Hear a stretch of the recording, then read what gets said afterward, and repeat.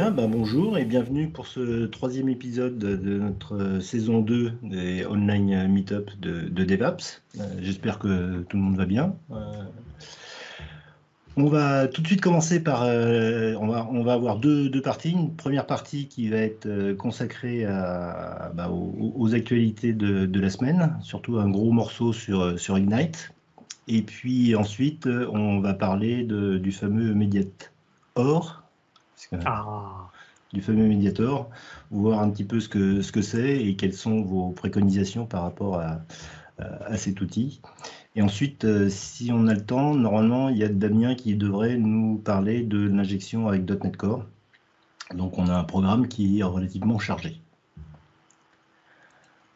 Donc, concernant les actualités de la semaine, donc je vous disais, il y a une grosse partie qui va être consacrée à Ignite, mais juste avant, je voudrais parler d'un post qui a été fait par Imo Langsworth. Alors, il a un nom, bref, qui est Programme Manager chez Microsoft et qui, je ne sais pas si vous l'avez vu, il annonce la fin de .NET Standard.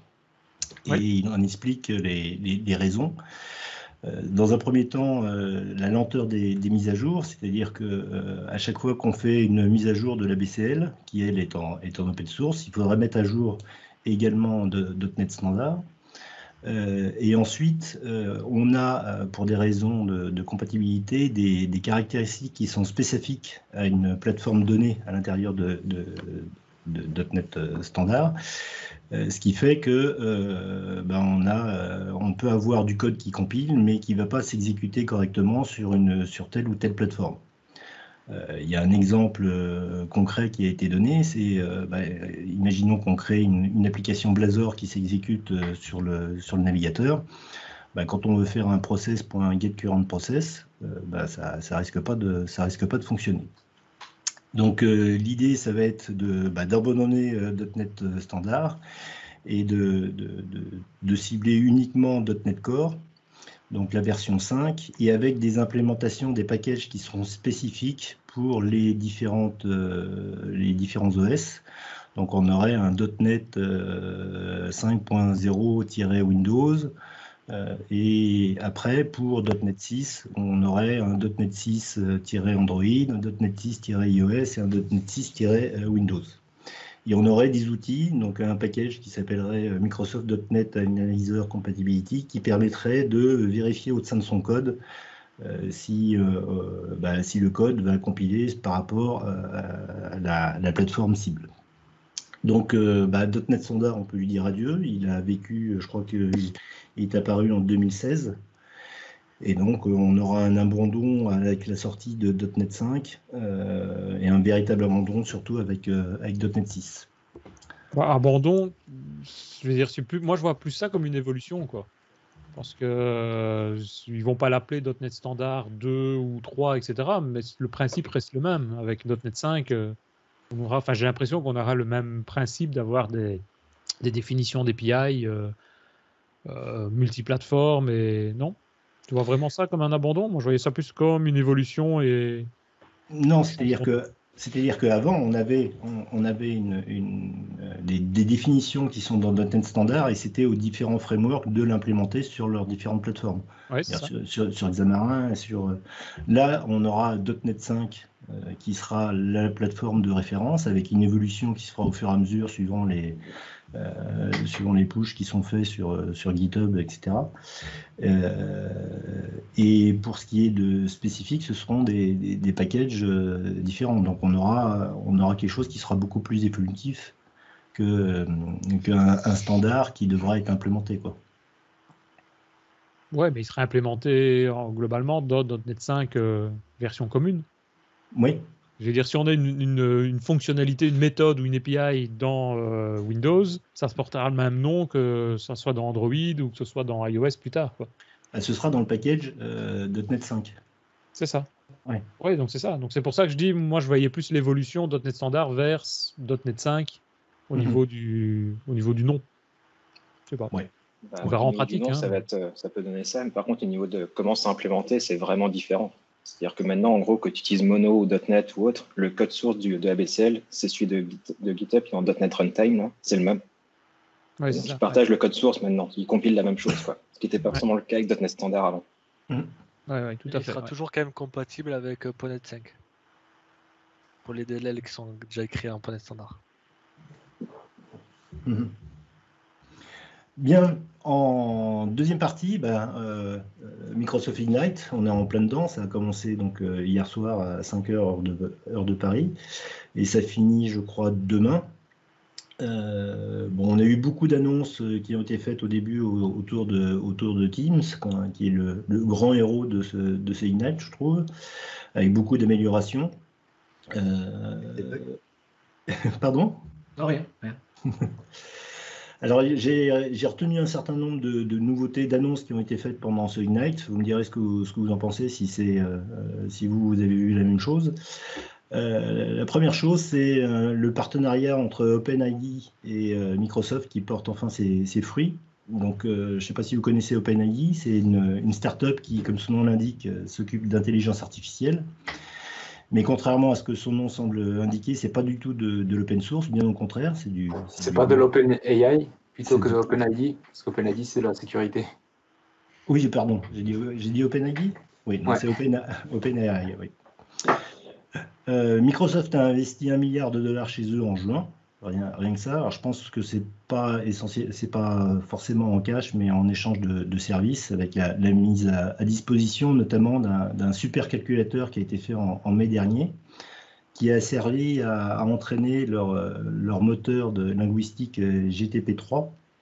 Alors le supercalculateur, à titre d'information, il y avait 285 000 CPU core, 10 000 GPU et un réseau à 400 gigabits par seconde. Oui, c'est assez conséquent. Alors, qu'est-ce que c'est que GTP3 ? Donc, c'est un modèle de langage linguistique qui permet d'écrire des articles, des livres complets qui ressemblent à s'y méprendre à des écrits humains. GP3 a été entraîné sur Azure, il a bouffé des milliers et des milliers de livres pour faire son apprentissage. Et comme résultat, vous écrivez un texte, une question, et il vous répond dans un langage naturel bluffant. Il est pire, il y a des démos où il a appris des livres de code HTML, du React, de l'Angular, etc. Et vous lui demandez un bouton rose, par exemple, et il vous génère automatiquement le code HTML correspondant, même le GSX en React. Donc, suite à ce partenariat, les résultats ne sont pas fait attendre. Donc, les API de GTP3 sont maintenant disponibles sur Azure et bien entendu sont payantes. Alors, j'ai été sur le portail Azure, je ne trouve pas pour l'instant, mais je pense que c'est une question de 2 minutes. Alors, des exemples d'utilisation, outre la possibilité pour les blogueurs, les pigistes de faire des articles en 2 temps 3 mouvements, ça permettra d'avoir des robots interactifs un petit peu plus intuitifs. Adieu les taper 1, taper 2, taper 3. Ou les robots sur lesquels on pose une question, ils vous répondent toujours la même chose. Mais c'est vrai que ça fait un petit peu peur, à tel point que OpenAI a refusé dans un premier temps de publier les articles que GTP3 arrivait à générer, tellement on pouvait se dire ils peuvent créer comme ça des articles fake très, très facilement. Il y a également un autre projet, j'ai été voir sur le site de OpenAI, il y a un autre projet qui s'appelle Image GTP. Alors, je ne sais pas si vous avez vu, qui fait de la complétion d'images. C'est-à-dire que vous lui donnez une image, la moitié d'une image, et il vous génère automatiquement le reste de l'image. Alors, je vous invite à aller sur leur site pour voir ce que ça donne, et c'est vrai que c'est assez bluffant, quoi. Je ne sais pas ce que vous en pensez. Répétez le nom, s'il te plaît. C'est OpenAI. Service de complétion d'image. Le service de complétion d'image, c'est quand tu vas sur leur site, tu as les différents projets et tu peux accéder à leurs différentes démos. Ah yes, ok.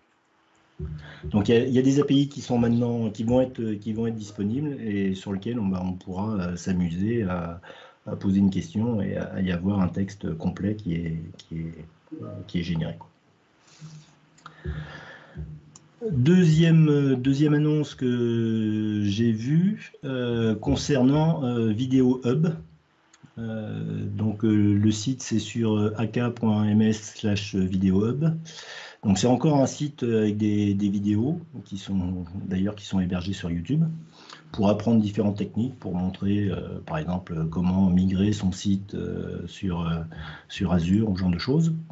C'est peu orienté des développeurs, mais il y a une chose qui est assez intéressante, ce sont des vidéos interactives.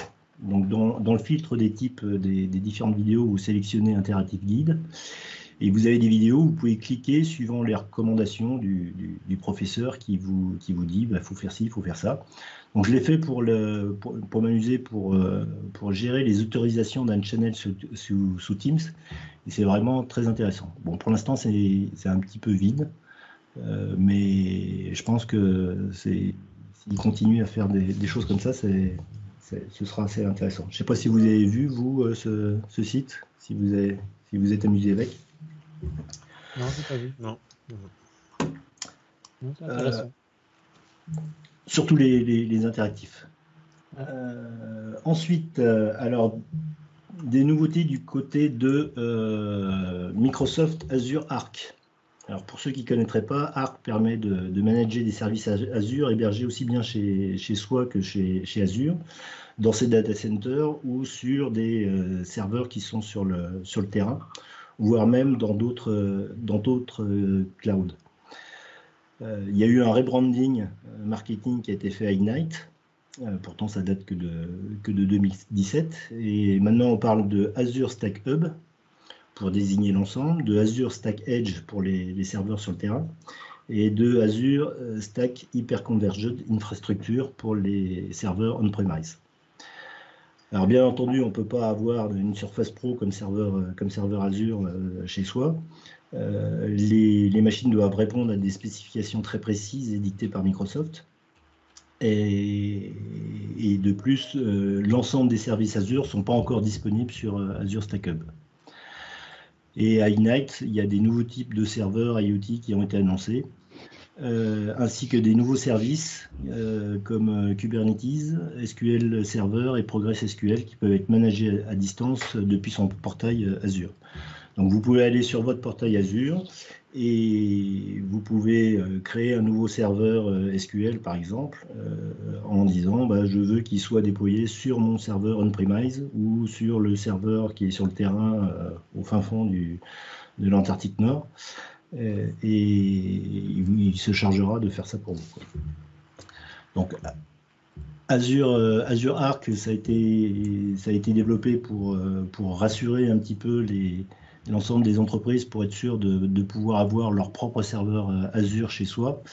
Et je ne sais pas s'il y en a qui l'utilisent, c'est un peu spécifique et surtout pour pencher un petit peu sur le problème, ça coûte une blinde quand même.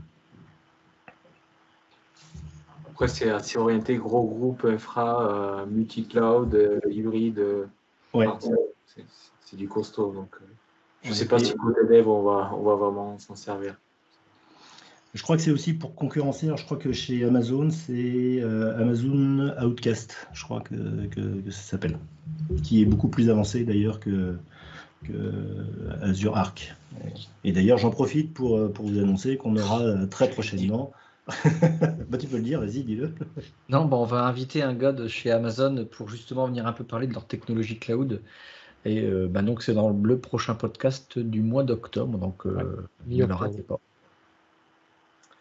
Ça va être très intéressant de voir aussi ce qui se passe. Concurrence sur Microsoft alors. C'est pas de la concurrence, c'est normal quoi. On a tous déjà un MacBook, donc il n'y a pas de raison qu'on ne regarde pas. Voilà, alors, ta parenthèse. Justement, Christophe, j'ai une bonne nouvelle pour toi, c'est concernant Azure Static Web App. Ouais. Donc maintenant, je vous rappelle que Azure Static Web App, ça permet directement depuis son repository GitHub de mettre en place des GitHub Actions et tout ce qu'il faut pour faire de l'intégration continue. Mm-hmm. Et donc après le support de Angular, React, Vue.js, il supporte maintenant Blazor et les Azure Functions. Et donc tu pourras, Christophe, directement développer tes C'est applications très Blazor. bon signe, ça. Ceux qui avaient peur, ouais, Blazor, on n'est pas sûr, tout ça. Les functions, ils peuvent être uniquement en JS. C'est uniquement les JS? Pour le moment, c'est uniquement JS. Oui, d'ailleurs, Justement, c'est ça qu'ils sont en train d'enlever. Ils sont en train de faire justement plus de choix. Là. Pour le moment, c'est en preview, donc c'était que JS. Mais là, je crois que l'annonce, c'est justement que les Azure Functions, depuis hier, là, sont potentiellement en .NET aussi. C'est Sharp et Blazor qui est annoncé, oui. et ces deux fonctionnalités pour Blazor et Azure Functions sont encore en preview. Hein. C'est pas la version définitive.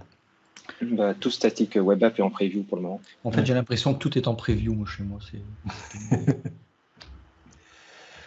Une autre nouveauté, c'est le bridge to Kubernetes, qui maintenant qui n'est plus en preview, qui est en GA, donc c'est Global Availability, je crois. Donc c'est un outil intégré dans Visual Studio et Visual Studio Code qui permet de tester, débugger localement ces microservices hébergés et managés par Kubernetes. Alors personnellement, moi, comme j'ai jamais développé sous Kubernetes, je ne sais pas exactement, je ne peux pas en dire plus. Jérôme, peut-être, as quelque chose à nous dire là-dessus? Parce que j'ai vu que tu avais relayé l'information. Non? Bon, bah tant pis. Après, il y a un autre projet qui est lié à celui-là. Du coup, je ne sais pas si lequel finira par prendre le dessus. Il y a le projet TIE. Qui est censé aider les développeurs pour développer sur du conteneur et faire des déploiements sur Kubernetes. Mais celui-ci, il a l'air sympa pour la partie connexion au service, en fait. Ouais, le discovery entre services. Ouais. Et enfin, toujours pour Ignite, il y a eu l'annonce de Visual Studio 16.8 Preview 3.1. Donc, je pense que Christophe il est content parce que maintenant son Blazor refonctionne à nouveau. Non, je ne sais pas pourquoi. Ça a marché 5 minutes et il ne marche plus. Je retire ce que j'ai dit. Ça ne devra toujours pas. Il faut attendre la RC2 de .NET 5. C'est pas le Visual Studio par lui-même qui merdouille. Donc moi pour Ignite, c'est tout ce que j'avais noté. En matériel, ils n'ont pas parlé, ils n'ont pas présenté le Surface Hub, je sais plus quoi. Là, 85 pouces, ouais. Ouais, pas mal. Ouais. Oui.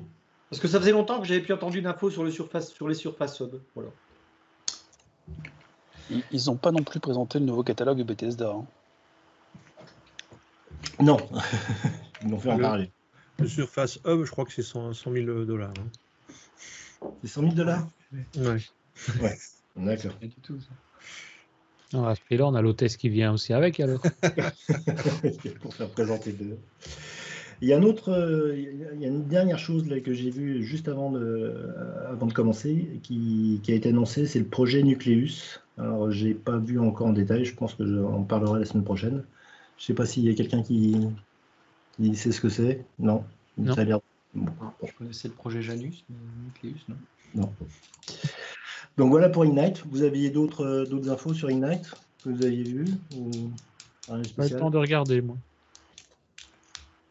Bien. Donc dans la catégorie d'hiver, alors déjà pour s'amuser, on a GitHub qui va remplacer, qui va faire du rebranding lui aussi, donc qui remplace sa branche master par la branche main par défaut dans l'ensemble de ces projets. Ouais. Donc la raison c'était que master, il y avait une connotation un petit peu esclavagiste.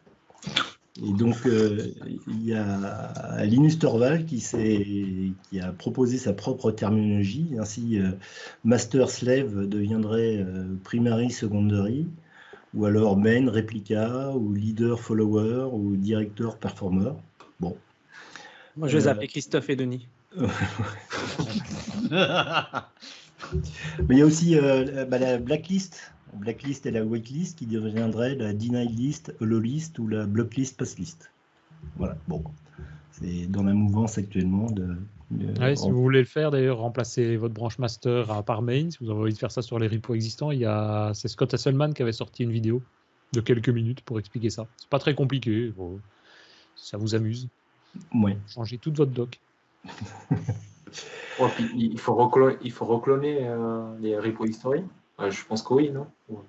Ben, ça change, ça recrée une nouvelle branche et ça supprime l'ancienne en déplaçant tout dedans. Donc je suppose Ouais, qu'en mais faisant un clone, il ne faut pas recloner, je pense. Il faut simplement. Sur GitHub, par contre, tu es obligé de le faire localement. Sur Azure DevOps, tu peux le faire tout en ligne. Ah ouais. Je sais plus sur quoi il avait fait ça. C'est du GitHub ou Azure DevOps. Je sais plus. Bon, c'est une information qui est vraiment capitale. Ouais. Dans les frameworks JavaScript, ben, on a Vue.js qui passe en V3. Moi, ce que j'ai surtout noté, c'est que bah, ça a été réécrit from scratch et maintenant ça a été réécrit en TypeScript. Ah ouais. Donc, tout comme Angular, il n'y a que React qui reste encore en JavaScript un petit peu pur et dur, bien qu'on puisse utiliser TypeScript pour faire du React. Dans les annonces, la semaine prochaine, mercredi prochain, on a une annonce Surface qui va être faite. Donc, a priori, il y a juste le successeur du Surface Pro X et une version pas chère du Surface Laptop en 12,5 pouces. Bon, voilà, il n'y a rien de bien palpitant. C'est dommage qu'il n'y ait pas une Surface Pro Book 4 avec un i9. Oui. Une surface pas chère, ça existe ça? Ça s'appelle la Surface Go. Ouais. C'est l'XPS. Quelqu'un a déjà essayé de configurer l'XPS pour voir combien ça coûtait? Et enfin, côté jeu, il y a le rachat de ZeniMax Media par Microsoft pour la bagatelle de 7,3 milliards.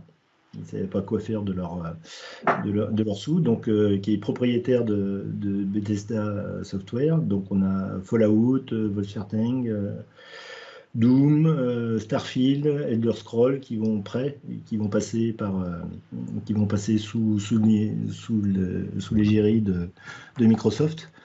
Donc c'est une bonne nouvelle pour ceux qui ont le Game Pass parce qu'on va avoir tout un tas de jeux comme ça qui vont être intégrés dans le Game Pass.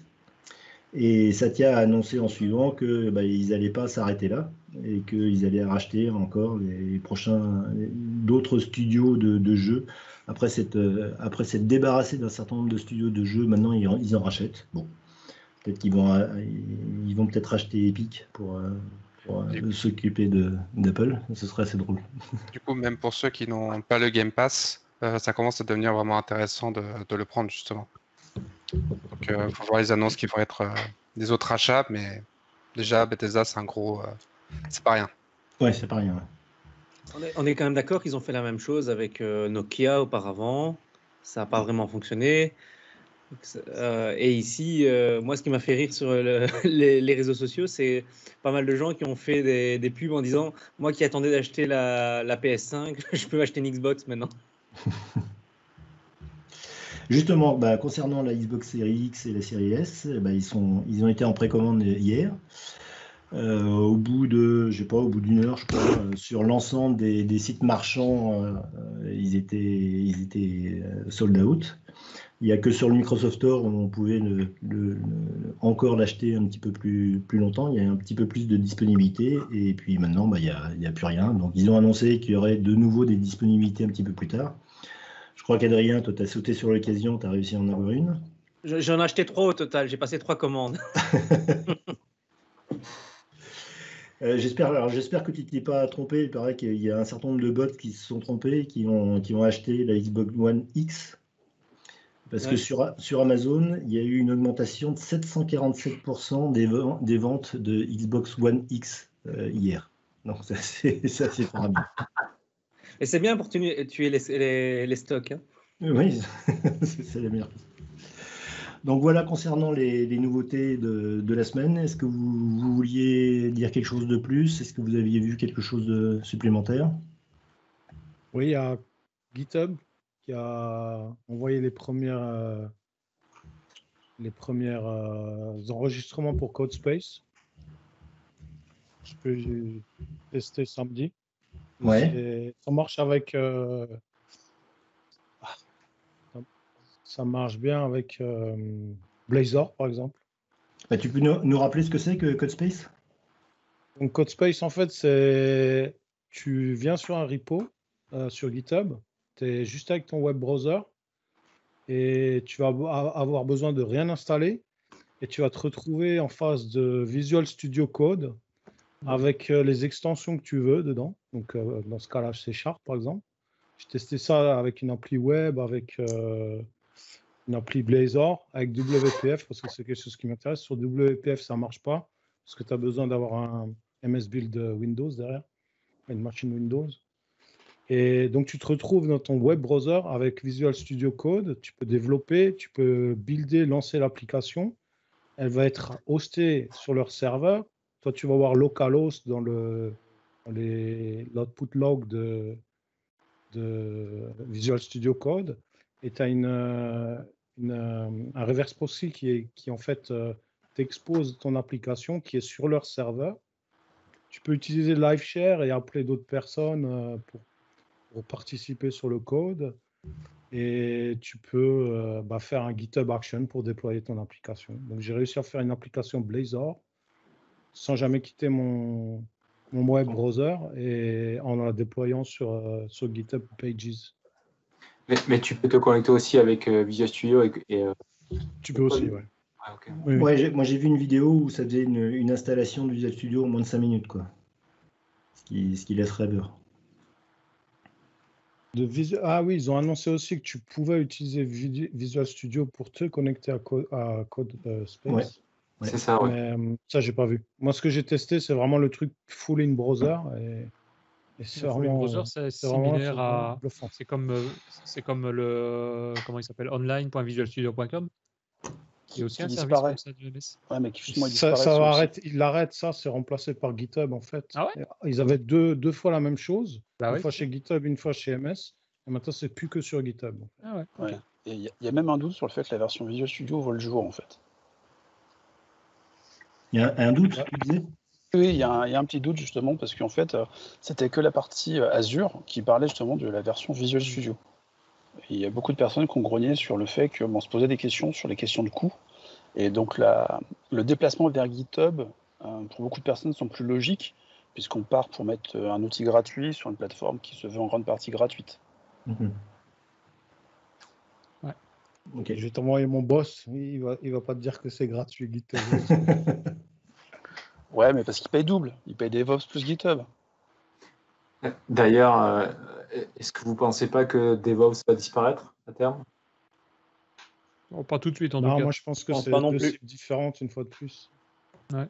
Je trouve que DevOps c'est beaucoup plus compliqué que GitHub. Ouais. Ils n'en ont pas du tout parlé dans l'Ignite, hein. C'est zéro mention à Azure DevOps. Ouais, mais c'est pas les mêmes clients. Il continue à évoluer correctement DevOps, hein. Il y a régulièrement des nouveautés. Donc, Ouais, je dis pas ça disparaître aujourd'hui, mais je sais pas. Et, on a parlé de moins en moins de choses.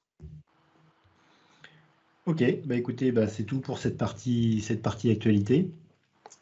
Et maintenant, je propose qu'on passe à la seconde partie, c'est-à-dire notre discussion à propos de Mediator. Ouais.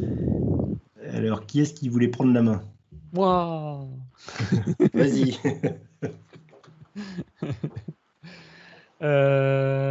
Attends, qu'est-ce que je peux faire, moi ? Je peux partager. Si en plus, t'es pas prêt. Voilà. Je sais pas si je fais F5, si vous allez voir quelque chose d'ailleurs. Si, c'est bon. C'est bon. Vous voyez les slides ? Oh, c'est beau. C'est préparé à l'arrache. Donc, j'explique rapidement, mais comme il y a des spécialistes derrière, interrompez-moi si je me trompe ou si je raconte des conneries, mais comme j'ai regardé ça un petit peu pendant les quelques semaines ici, si je résume très rapidement, parce qu'on ne va pas y passer non plus une demi-heure dessus, hein. Mediator, c'est une couche logicielle, un framework qui permet principalement d'implémenter l'équivalent, le pattern CQRS, donc Common Query Responsibility Segregation. Dans le principe, en 2 mots, c'est quoi ? On a une interface graphique d'un côté, on a une couche métier de l'autre côté qui va faire des stockages, des lectures, des écritures, etc. Et avec Mediator, on va avoir une méthode, par exemple, il y en a d'autres, mais une méthode en partie qui est méthode send, qui va envoyer un message dans la couche intermédiaire, donc dans le médiateur, qui va donc être intercepté par ce qu'ils appellent un handler de l'autre côté, un ou plusieurs handlers d'ailleurs, il peut en avoir plusieurs, et qui va donc faire le traitement. Et ensuite, renvoyer un résultat, si c'est nécessaire, vers l'interface graphique en retour de méthode. Donc ça, c'est dans le principe, mais vraiment très très large. Pour l'utilisation, c'est assez simple, c'est là l'intérêt principal. C'est il faut installer simplement le package médiateur. Si on est sur une plateforme .NET, enfin ASP.NET Core, on peut installer aussi le Dependency Injection de Mediator, qui va nous rajouter une méthode d'extension add Mediator, qui va faire en gros toute la magie derrière qu'il faut pour que tout fonctionne. Et on lui spécifie juste un assembly. L'idée étant d'aller, via cet add Mediator, d'aller lister toutes les méthodes qui vont implémenter une certaine interface pour que lui-même puisse à ce moment-là, lorsqu'on enverra un message, savoir quelle est de l'autre côté la méthode qui implémente, enfin la classe et la méthode qui implémente cette interface pour pouvoir la récupérer. Donc pour effectuer la magie entre les deux. Donc en principe, dans le fonctionnement, si on fait ça de manière très simple, et c'est un peu l'exemple qui est mis sur leur site web, sur le GitHub, c'est on a une méthode, par exemple, derrière une action, donc une méthode ici qui est une Web API, par exemple, en HTTP GET. Qu'est-ce que je vais faire? Je vais l'appeler une méthode pour faire un ping-pong, dont l'objectif, c'est d'appeler, faire un médiateur send, donc d'envoyer un message dans médiateur avec un objet ping, request. Ping request étant un objet qui doit implémenter une interface eRequest, dont la réponse, si on en a une dans ce cas-ci, qui est pong request, donc savoir à quelle réponse correspond cette requête. Pong request, c'est une bête classe, dans ce cas-ci que j'ai laissé vide, mais qui pourrait évidemment avoir du contenu. Et donc, quand on fait un send, il envoie un message, il récupère lui tout seul l'interface la méthode, la classe qui correspond à cette interface, et il va du coup aller chercher la méthode, le handler, dont la méthode handler qui se trouve ici est une méthode qu'on va venir implémenter derrière cette interface, qui va venir gérer tout le contenu de la réponse, récupérer l'objet request qu'on lui a renvoyé en paramètre, et générer tout le traitement, requête à la DB, enregistrer, mise à jour, etc. Et donc récupérer un résultat qu'on va pouvoir renvoyer dans le Pong request, dans le Pong response, et ce Pong response va revenir en résultat du send pour pouvoir être renvoyé, dans ce cas-ci, à l'interface, à notre Web API en retour. L'idée étant vraiment d'avoir une séparation complète, si je reviens en arrière, une séparation complète entre l'interface graphique d'un côté et l'espace de stockage ou la couche métier de l'autre côté. Vraiment de faire cette distinction entre les deux. Il y a vraiment un découplage total entre l'interface et le stockage. Alors pourquoi ça fait une implémentation du CQRS? Puisqu'on va pouvoir faire effectivement des méthodes qui vont faire tout ce qui est querying, tout ce qui est requêtage de récupération de données, et de l'autre côté, des méthodes qui vont pouvoir faire des actions d'écriture ou de mise à jour ou de suppression de données dans la DB.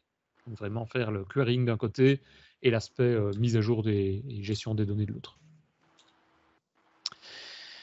Donc voilà, donc après sur base de ça, je ne sais pas si ceux qui l'utilisent avaient d'autres choses techniques à vouloir ajouter que j'aurais oublié dans le truc, dans le fonctionnement. Moi, c'est pas que je l'utilise, mais ce que j'en ai compris, c'est que c'est en fait une abstraction du design pattern médiateur, et c'est pas forcément pour faire que du CQRS. Tu peux très bien, si tu l'utilises pas dans le fonctionnement découplé, comme tu disais, des commandes, des queries, tu peux très bien avoir une request qui va les modifier et retourner de l'état. Effectivement. Ça, médiateur ne te protège pas de ça, quoi. Non, effectivement. Ici, c'est vraiment le principe de...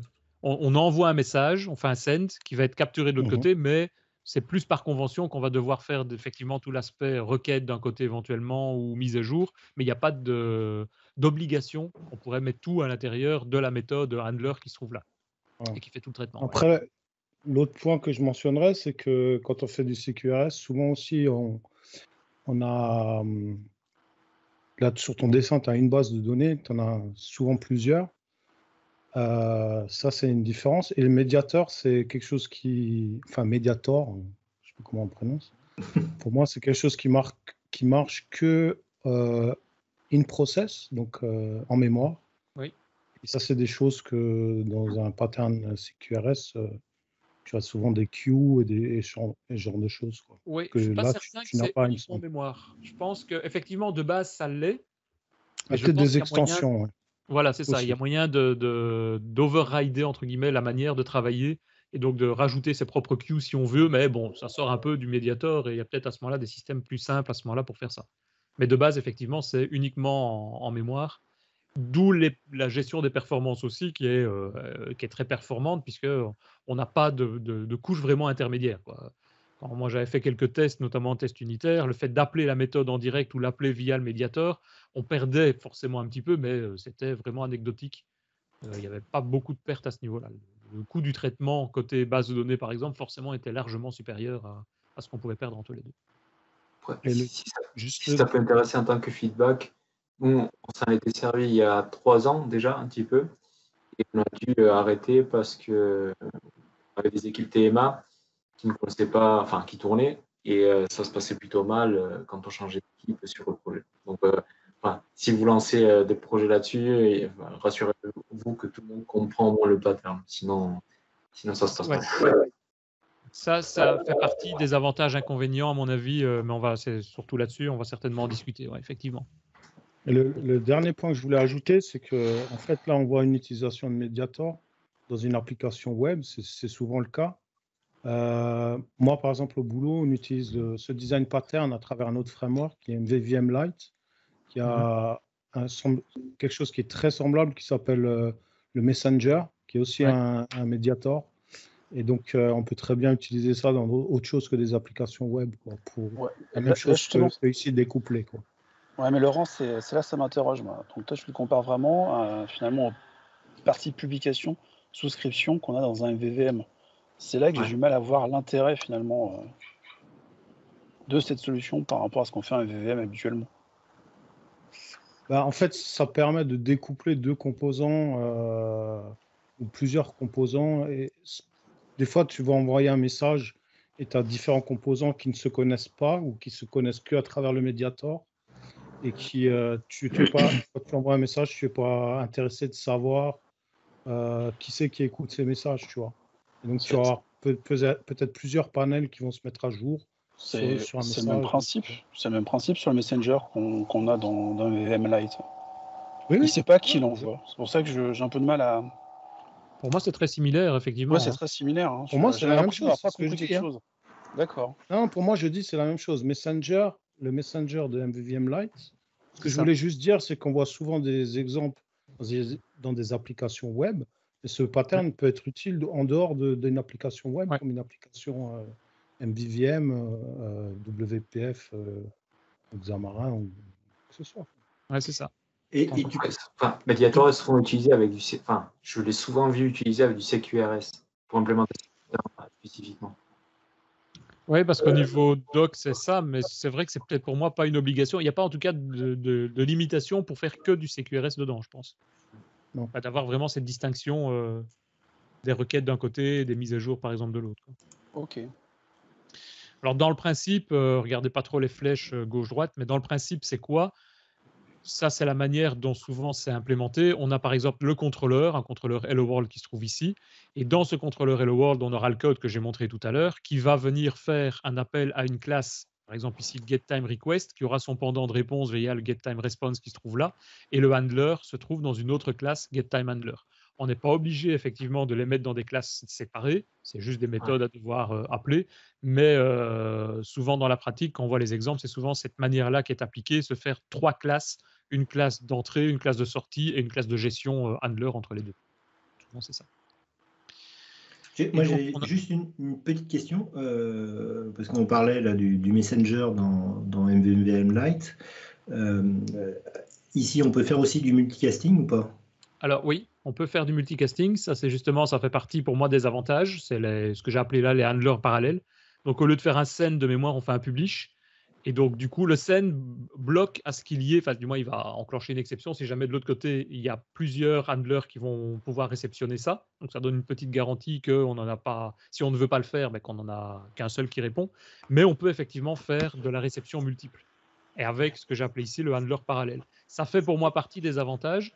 C'est, d'après ce que j'ai lu, il y en a pour moi déjà plusieurs, mais il y en aura certainement d'autres. C'est ce qu'on m'a dit au niveau utilisation, c'est pour ça que chez nous, ils voulaient le mettre en place, c'est de forcer à travailler par features, donc vraiment par fonctionnalité. C'est une fonctionnalité qui fait, par exemple, le ping, ou une fonctionnalité qui fait la gestion du timer, pour récupérer l'heure, par exemple. C'est une fonction, et si on veut en faire une deuxième, il faut un deuxième handler, et donc on va faire une deuxième classe, une deuxième fonctionnalité. C'est surtout aussi intéressant pour tout ce qui est microservices. parce qu'on va avoir vraiment, on pourra faire des petits services de gestion et envoyer en gros des messages qui vont pouvoir être capturés pour pouvoir être récupérés par d'autres microservices, sachant que, encore une fois, c'est plus en gestion mémoire interne pour le moment que c'est effectué ces opérations-là. Donc, microservices sur des applications mémoire, c'est peut-être un peu plus compliqué. Il y a le handler parallèle. Donc, ça, c'est ce que tu disais, Richard. C'est on envoie un message et plusieurs traitements. Soit, si on travaille en microservices, plusieurs mêmes services vont pouvoir capturer, donc faire le même traitement en parallèle pour aller plus vite, entre guillemets. Soit, c'est des services différents. Je prenais l'exemple tout à l'heure imaginons sur un site Amazon, on fait une commande, mais derrière, il va falloir envoyer la commande, l'achat proprement parlé du produit chez le fournisseur. De l'autre côté, il y a besoin de faire une demande chez le service facturation. Il y a besoin ensuite de venir décompter dans la gestion des stocks. Donc, on va pouvoir, sur un même message, faire 3 enclenchements de services qui vont faire chacun leur gestion de leur côté. Et ça peut être intéressant. Et aussi une bufferisation des appels. Puisqu'on a un système intermédiaire, on pourrait intercepter ces appels pour pouvoir venir faire un système de flux, de buffer, qui vont permettre de laisser le temps aux autres morceaux de les gérer. Ça, pour moi, c'est les avantages principaux. De l'autre côté, moi, ce qui me dérange principalement, c'est quand on est dans une application plus classique, entre guillemets, c'est la navigation, ce que j'appelle la navigation au F12. On est sur une méthode, on fait F12, pouf, on arrive dans la définition de la méthode. Forcément, puisque c'est le but d'avoir un découplage complet, on n'a plus ça. On se retrouve, si je fais un send, j'arrive dans la méthode send, mais je ne sais pas où elle va aller. Et donc, c'est plus par ce que je montrais tout à l'heure, par convention, qu'on va pouvoir, on peut le retrouver via l'interface, etc. Mais c'est plus par convention qu'on aura plus facile de dire, ah ben tiens, j'appelle la méthode getTimerHandler d'un côté qui va se retrouver à tel endroit au niveau du code. Et ça, c'est pour naviguer dans le code, c'est plus compliqué. Et ensuite, il y a quand même une complexité d'apprentissage. C'est pas très très compliqué, mais il y a plein de petites astuces dans tous les coins. Donc, si on met un nouveau développeur ou un stagiaire qui vient pendant 15 jours, c'est pas si simple pour lui expliquer comment il faut faire, alors que du code, si on a des bêtes méthodes à appeler, entre guillemets, il n'y a pas moyen de se tromper là-dessus. Je peux mettre en place aussi, c'est ce qu'on nous on a mis en place, c'est des systèmes de template pour générer du code où tu vas avoir un espèce de squelette qui est déjà créé, qui va aider à créer un nouveau message, à créer un nouvel handler. Oui. Qui va unifier la chose. Après, c'est vrai que la navigation, elle n'est pas facile avec ce genre de choses. Elle n'est pas facile, mais tu me fais penser justement, c'est pas facile dans Visual Studio. Apparemment, moi, j'utilise pas, mais ce qu'on me disait, c'est que dans ReSharper, il y a des outils de navigation qui permettent d'aider ça, notamment de créer les fameux snippets en question de multiclasses, par exemple, mais également de naviguer. Donc, dans ReSharper, on peut naviguer, même s'il y a ce découplage. Il se base, je suppose, sur les conventions, sur les dossiers sur lesquels il va les retrouver, pour aller se positionner directement dans la classe correspondant au handler. Mais dans Visual Studio, c'est plus compliqué. Ouais. Donc, il y a des risques de mauvaise utilisation pour moi en termes de complexité. Il y a le risque d'enchaîner des handlers. Alors, si on utilise le send, peut-être que ce n'est pas le cas, mais si on peut s'en sortir autrement et quelqu'un qui maîtrise moins l'outil, on risque d'exécuter plusieurs handlers simultanés. Et alors, il y a les inconvénients de bien maîtriser le business puisque tout est complètement découplé, quoi. Donc, chez nous, dans les projets, j'avais barré, mais ça nous concerne moins. On ne travaille pas pour le moment, en tout cas, avec des microservices, des handlers parallèles. Il n'y a pas de besoin de bufferisation. Donc, ça diminue les avantages. Et donc, pour moi, les alternatives, c'était de faire simplement du découplage IOC classique avec des conventions. Et c'est ça le slide qui était là un peu après, c'était de mettre des conventions pour dire, voilà, il faut choisir des bons noms de méthodes, des bons dossiers ou des bons namespaces pour pouvoir travailler. Et ça fait globalement à peu près le même type de travail, le même type de taf. Mais il n'y a pas cette contrainte et peut-être pas la complexité qui se trouve derrière, quoi. Moi, je Donc, trouve voilà que ce la que j'en ai retenu. complexité, c'est un peu exagéré. C'est Comment quand même un design pattern qui est très simple à comprendre. Je pense que n'importe quel, même débutant, peut comprendre ce pattern en lui expliquant. Après, la navigation, c'est vraiment un problème. C'est vrai que si tu n'as pas du code si tu ne connais pas la convention, découvrir la chose, c'est difficile, mais ça, c'est tout ce qui est système par convention qui a ce défaut-là. Ouais. Par contre, par exemple, dans ton exemple, le découplage par rapport à la stack HTTP qui rend le truc beaucoup plus testable et tout ça, c'est pas mal, quoi. Et moi, je pense pas que ça soit si complexe que ça. Pour moi, j'ai déjà eu des questions quand même de dev, parce qu'il y a certains l'ont mis en place et d'autres n'ont pas. Donc, on est dans une situation un peu hybride pour le moment où on se pose la question, est-ce qu'on continue ou est-ce qu'on le généralise ou pas? j'ai des devs qui m'ont posé la question, je comprends pas bien. Donc, je dis pas que c'est très compliqué, mais il y a quand même besoin d'une explication, un peu comme on le fait ici, d'une demi-heure, 1 heure, pour expliquer comment ça fonctionne, ce qu'on doit utiliser et ce qu'on ne veut pas utiliser. Par exemple, chez nous, si on ne veut pas utiliser le publish pour ne pas avoir des messages multiples à envoyer, quoi.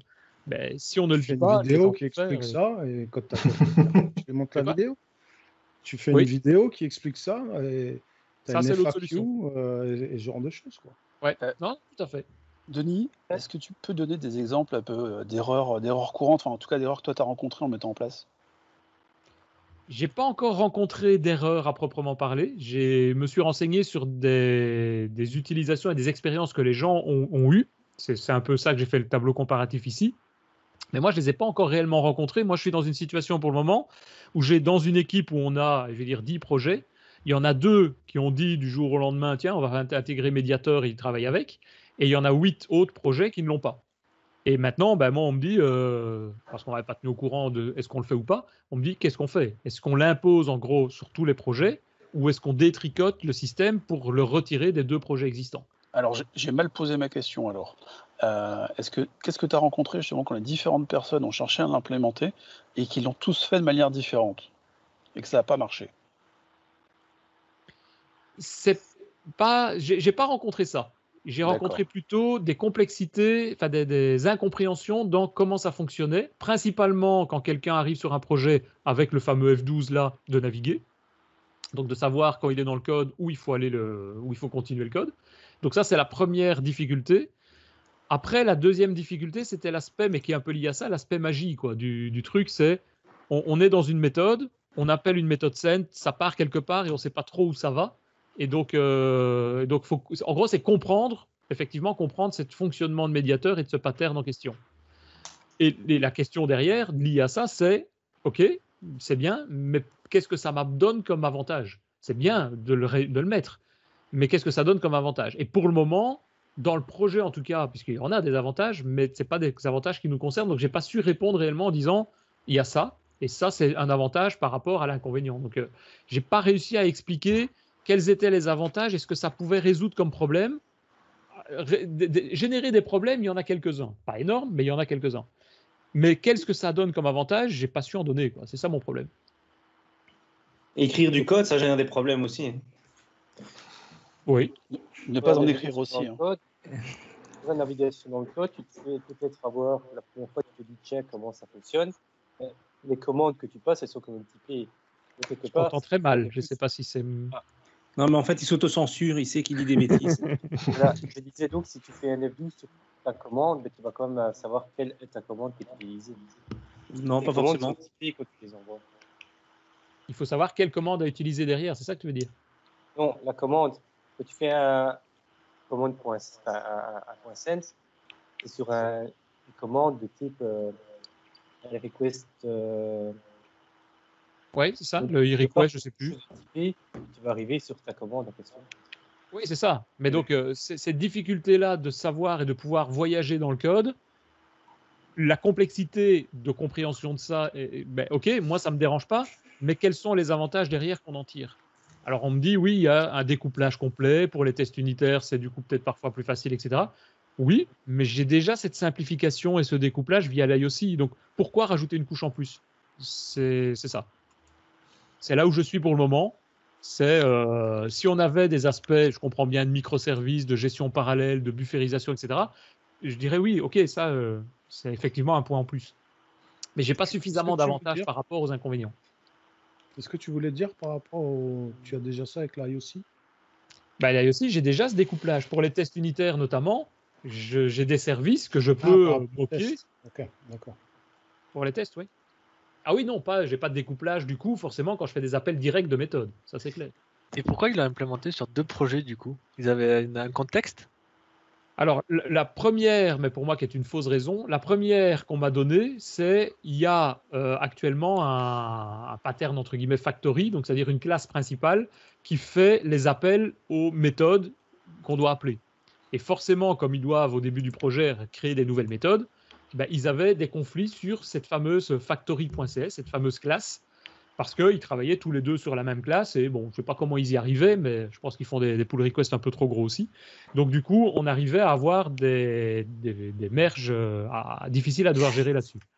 Pour moi, ça, c'est temporaire et il y a moyen de s'en sortir autrement. Il ne faut pas rajouter un pattern, il ne faut pas rajouter du CQRS ou du Mediator pour régler ce problème-là. Il faut virer les gens. Ah ouais, clairement. Moi, il y a un gars dans mon équipe qui revient avec une excuse comme ça, je mets un coup de pied au cul, il est dehors. J'ai pas d'autres. Aujourd'hui, on a des outils pour faire du semantic merge, on a. Ah oui, c'est ça. Il y a de quoi faire des merges, il faut arrêter. Si ton projet il explose en complexité juste à cause de ça, si tu as une classe God, Dieu, où tout se passe, c'est sûr que tu as des problèmes. C'est ça, c'est pour ça que je parle, c'est plus des aspects de convention, chez eux en tout cas, à mon avis, à devoir redéfinir de comment organiser, structurer les projets, plutôt que de devoir rajouter ça. Alors encore une fois, je n'en dis qu'on vient pas, moi, je ne sais pas ceux qui, parce que là, je parle moi des inconvénients que je vois principalement, mais sur mon projet en question, je ne sais pas ceux qui l'utilisent, Anthony notamment, puisqu'il a le fameux médiateur au-dessus de la tête, non? Ah bon? Non, c'est un fake. Il l'a retiré. Il va le retirer vite, oui. Non, mais c'est savoir, ceux qui l'ont utilisé, moi j'ai rencontré par téléphone une autre personne qui l'utilisait depuis 2 ans. C'est lui qui m'a donné un petit peu les différents avantages qu'il voyait là-bas et les fameux inconvénients de l'autre côté aussi. Donc après, c'est à mettre en balance. Mais est-ce que est-ce que vous l'utilisez? Moi, je l'ai essayé sur un projet de Web API. Ça de l'expérience que j'ai mentionnée tout à l'heure, il y a déjà 2-3 ans, s'il n'y a pas une certaine homogénéité dans les équipes qui vont tourner autour du projet, d'un point de vue entreprise, pour le coup, c'est pas d'un point de vue techno, mais d'un point de vue entreprise, je déconseille de l'utiliser parce que ça rajoute des risques pour un apport qui n'est pas forcément justifié. Si on peut suivre les gens, les former, les accompagner, leur dire comment faire les choses, il y a une discussion à avoir. Mais si on n'est pas capable de ça, après, quel que soit le sujet, médiateur ou autre, si on ne peut pas accompagner les gens et qu'il faut qu'ils se débrouillent un peu par eux-mêmes, je te conseille. Mais tu ne crois pas que c'est encore pire quand tu laisses partir dans tous les sens? Là, c'est une façon d'organiser la chose, je pense. Je suis tout à fait d'accord, mais parfois, tu as des contraintes sur lesquelles tu n'as rien à dire. Dans ce projet, par exemple, c'était un projet qui était à perte, survendu par notre manager. Donc, on nous a dit, vous le sortez quand vous pouvez. Les gens, ils en avaient marre, ils démissionnaient. Tu étais obligé de prendre de nouvelles personnes, repartir de zéro. Et au final, les gens étaient cramés. Tu ne gères pas ça. C'est ça, ouais. Ça, je suis d'accord. Je pense effectivement qu'il doit y avoir un guidage, un suivi et de discuter, de vérifier avec les gens. Et je n'ai pas l'impression que rajouter une couche logicielle ou de framework ou de pattern va régler les choses. Parce que ce que j'avais mis, ils me disent par exemple, oui, ça permet de forcer à travailler sur des features. Bah non, si dans un handler de Mediator, tu viens rajouter tout ton code et faire 25 000 trucs derrière, tu te retrouves avec les mêmes problèmes. Donc, exactement. Après, tu peux faire de l'analyse de code poussée, mais ça t'implique. Le coût de contrôle est supérieur aux bénéfices que tu vas avoir. Donc c'est ça. Ouais. Non, je pense que ça dépend des projets, en fait. Oui, non, vraiment, tout à fait. Ça dépend clairement des projets. Ouais. Et du contexte aussi, parce que je pense que quand on utilise le médiateur, c'est surtout pour faire du CQRS, comme tu as dit. Et il faut comprendre l'intérêt du CQRS. Donc, si on n'en a pas l'utilité dans un projet, ça ne sert à rien de mettre du médiateur. Quoi. Et est-ce que ça ne permet pas aussi de se concentrer sur le métier, vu que le découplage il est un peu plus important que dans une autre archi? Ben, je ne vois pas pourquoi. Qu'est-ce que tu veux dire? Pourquoi pourquoi toi? On m'a déjà dit ça aussi, que ça permet de se cibler plus sur le métier, mais pourquoi? En fait, ça t'oriente petit à petit vers Domain Driven Design. Étant donné que si tu mets en place du CQRS avec ce pattern-là, tu peux ensuite te concentrer sur essayer de mettre en place une architecture du style Domain Driven Design. Et après, je ne sais pas comment l'expliquer correctement, mais en En tout cas, Eric Evans, dans Domain Driven Design, il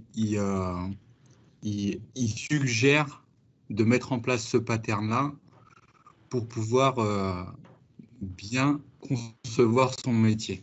Je ne sais pas si j'ai été clair dans... Tu peux très bien juste avoir un handler qui justement est découplé de l'aspect technique, qui contient quasiment que de la business logic, quoi. Et tu n'as pas besoin d'aller sur du domain driven design ou quoi que ce soit. Moi, souvent, je pars maintenant côté perf. Nous, la raison pour laquelle on est parti dessus, enfin, en plus du fait qu'on nous l'a imposé, mais on a séparé l'équipe qui s'occupait du requêtage, on va dire des queries, de tout le reste. Ce qui permettait, en théorie, de gagner du rendement, en théorie. Rendement de production et performance. Mais je dis bien en théorie. Non, ça n'a pas été. Enfin, ça a été le cas au départ, tant que l'équipe de départ est restée dans la phase de production. Dès que les gens ont commencé à quitter l'équipe et qu'on a mis des membres qui soit partageaient pas, soit comprenaient pas ça, c'est parti en vrille. À un moment donné, on avait même des accès directs de code classique vers. Ouais, mais c'est ça. L'un n'empêche pas l'autre. Voilà, ouais. C'est ça que c'est pour moi. C'est ça que c'est. Il faut qu'il y ait un suivi. J'ai l'impression. Il faut pas laisser les développeurs partir tout seuls en permanence. Il faut les guider, revenir régulièrement pour vérifier si tout ça est toujours dans les bonnes directions, dans les bonnes lignes, quoi. Ouais, mais ça c'est valide. Enfin, c'est valide pour ça, mais pour tout type de techno. Enfin, tout à fait.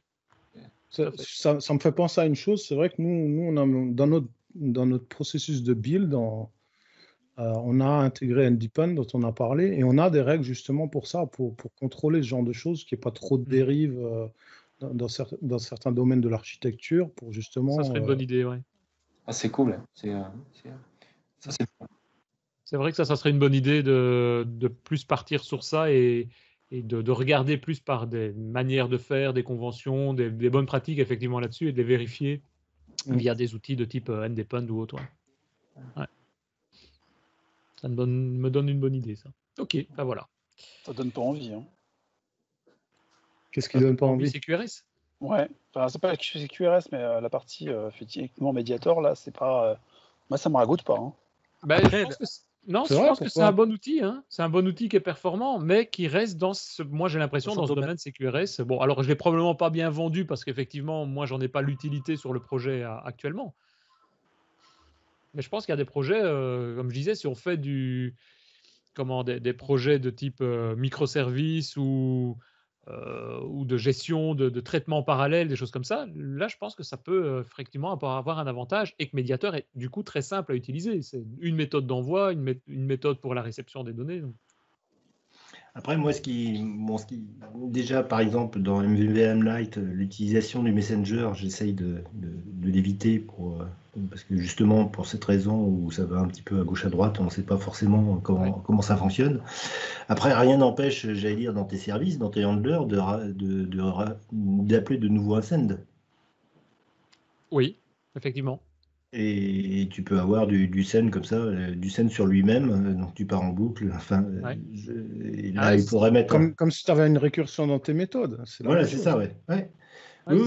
Oui, mais c'est ça que ça règle pas énormément. Juste un peu plus compliqué. Oui, à débugger. Pourquoi faire compliqué quand on peut faire simple, quoi. C'est vrai que je suis un peu dubitatif, quoi. Moi, je pense que c'est comme tous les design patterns, c'est comme tous les outils qui sont à notre disposition. Ça doit être utilisé dans un contexte à bon escient, pas juste parce que c'est beau techniquement. Ouais, ça doit être mis en relation avec le coût de développement. Si tu fais un projet pour un client qui va jeter dans 1 an, et si tu as un produit sur lequel tu bosses pendant 10 ans, je pense que c'est pas la même chose, quoi. Non, clairement.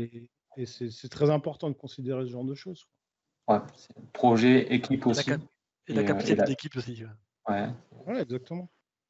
Bon, mais écoutez, sur ces paroles de Laurent Yoda. Enfoiré. On n'a pas eu le temps de voir ce que Damien nous avait préparé, donc je vous propose qu'on repousse ça à la semaine prochaine, en espérant que Damien ait un micro qui marche un petit peu mieux.